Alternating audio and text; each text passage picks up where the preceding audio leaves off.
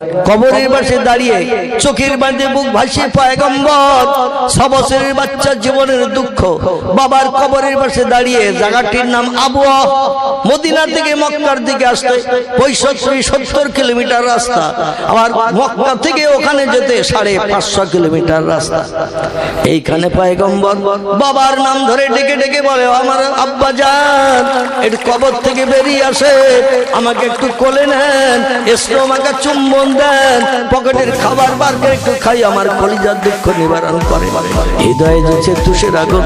বাবার নাম ধরে ডেকে ডেকে যখন কান্না শুরু করলো 6 বছরের মুহাম্মদ সাল্লাল্লাহু আলাইহি ওয়াসাল্লাম, হঠাৎ মা বাপের কবরের পাশে আছাড় খেয়ে পড়ল। আর উম্মে আইমান ডেকে বলে, মুহাম্মদ সর্বনাশ হয়ে গেছে, তোমার মা গরম পানির উপরে শুয়ে পড়েছে বাবার কবরের পাশে, আত্ম নড়ে না।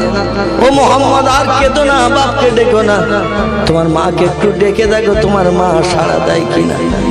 সিরাতের কিতাবে এসেছে আল্লাহর পয়গম্বর মায়ের মাথা ধরে নাড়া দেয়, আম্মা আম্মা বলে ডাকে, যেদিকে নাড়া দেয় সেদিকে মাথা ঘুরে যায়। পয়গম্বর ফপিয়ে ফপিয়ে কাঁদে, মা গরম পানির উপরে দৌড়াতেছি, আমার পায়ের তলায় ঠসকা পড়ে ঠসকা গুলো গলেছে, দগদগে ঘা হয়ে গেছে। এই গরম পানির উপরে দগদগে ঘা পানি আমি হাঁটতে পারি না, সেই গরম পানির উপরে তুমি শুয়ে আছো মা, তোমার পিঠও ঠসকা পড়বে, ঠসকা গলে দগদগে ঘা হয়ে যাবে, আমি মুহাম্মদ সহ্য করতে পারবো না। আমার মুখে হাসি ফোটানোর জন্য এই কষ্ট পরিশ্রম আপনি করেছেন, 600 কিলোমিটার রাস্তা পাড়ি দিয়ে এসেছে। ওমা জননী উঠুন, আব্বার প্রস্তাব আর দেব না, আব্বার নাম আর বলবো না, আমি আপনাকে নিয়ে সংসার জীবনে থাকতে চাই। মায়ের নাম ধরে ধরে ডাকে, মাথা ধরে নাড়া দেয়। পয়গম্বর ডাকা শুরু করলো, কিন্তু মার ডাকে সাড়া দেয় না।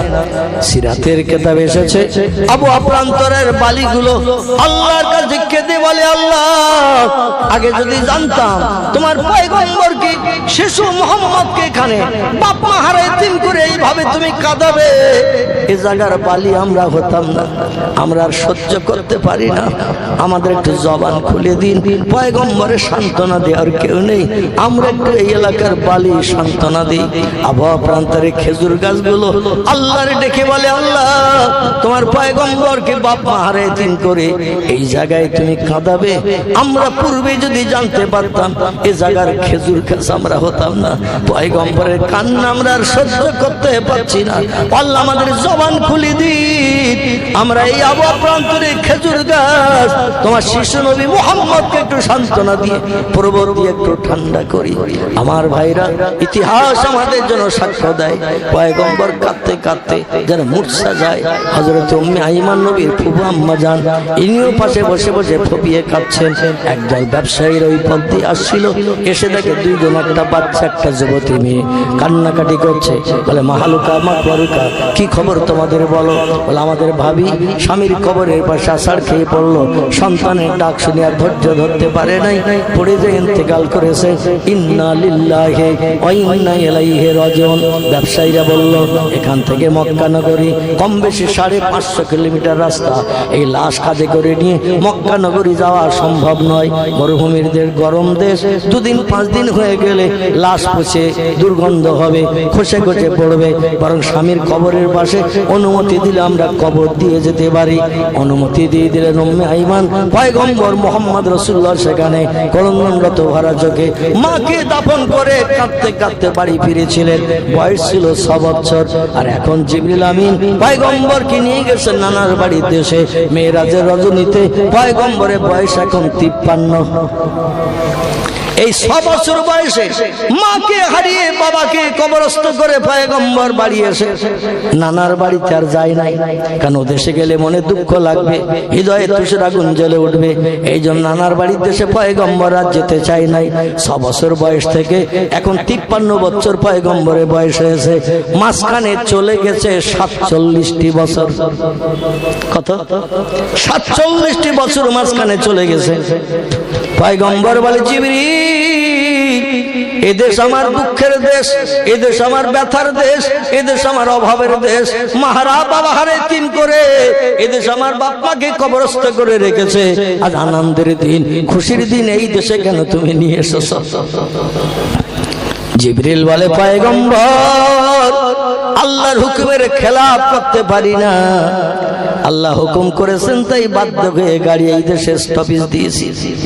নবী বললেন, এখানে কি কাজ আছে বলো?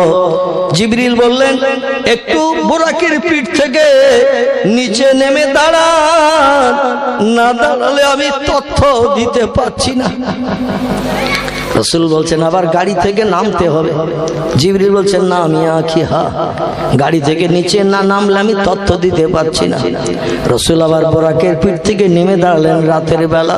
ইয়াসরিবের দেশ, যে দেশটির বর্তমান নাম হলো মদিনা। কি নাম? বর্তমান নাম হলো মদিনা। এই দেশের পূর্ব নাম ছিল ইয়াসরিব। রাসূল যেই বোরাকের পিঠ থেকে নিচে নেমে দাঁড়িয়েছেন, জিবরিল বলছেন, ইয়া কি মুহাম্মদ ইবনে আব্দুল্লাহ, ও পয়গম্বর, আব্দুল্লাহর বেটা, বেয়াদবি নেবেন না। আমি একটা ছোট্ট প্রশ্ন করব আপনার কাছে, একটু উত্তর দিলে বড় খুশি হব। নবী বললেন, মাশাআল্লাহ, ইয়া কি প্রশ্ন তোমার বলো? বলে, যে জায়গায় বোরাকের পিঠ থেকে নেমে দাঁড়িয়েছেন একটু ভালো করে নজর করে দেখেন, এই জায়গাটা চিনতে পারেন কিনা? নবী বললেন, জীবনে একবার এসেছি, 6 বছর বয়সে এই দেশে, মাঝখানে 47 বছর পেরিয়ে গেছে। বাপ মায়ের মৃত্যুর দেশ বলে দুঃখ ব্যথা লাগবে বলে আসি নাই।